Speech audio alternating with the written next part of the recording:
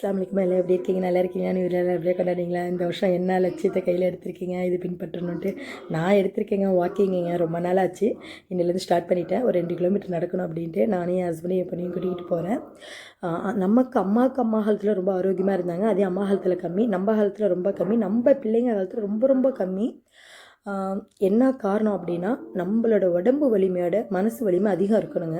அங்கே பாருங்க சின்ன பிள்ளைங்களை ப்ராக்டிஸ் கொடுத்துருக்காங்க. பார்க்கும்போது ரொம்ப சந்தோஷமாக இருந்துச்சு. இந்த காலை பயணம் வந்து அவ்வளோ உடம்புக்கு ஒரு மகிழ்ச்சி கொடுக்குது, ஆரோக்கியத்தை கொடுக்குது, மனசுக்கும் அவ்வளோ ஒரு சந்தோஷத்தை கொடுக்குது. வலிமைங்கிறது வந்து உடம்புல கிடையாதுங்க, மனசில் ஃபஸ்ட்டு இருக்கணுங்க. பெண்கள் முக்கால்வாசி பேத்துக்கு அது இருக்குதுன்னு நான் நம்புகிறேன். என்னென்னா அவங்க பட்ட அசிங்கம், அவமானம், வலி, வேதனை அவங்க உடம்பு வலிமையோட மனசு ரொம்ப வலிமையாக இருக்கும் அப்படின்ட்டு. ஆமாங்க, அதுக்கு உதாரணம் தான் நான் பாருங்கள். நான் முன்னாடி வந்துட்டு என் ஹஸ்பண்ட் எப்படி எனக்கு பின்னாடி வராங்க. இதுலேருந்தே உங்களுக்கு தெரியும்.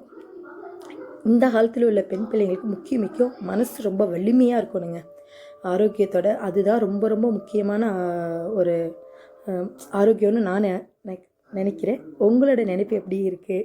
உங்களோட எண்ணம் எப்படி அப்படின்னு எனக்கு கமெண்ட் பண்ணுங்கள். என் சேனல் வந்து சப்ஸ்கிரைப் பண்ணுங்கள், லைக் பண்ணுங்கள். அஸ்ஸலாம்.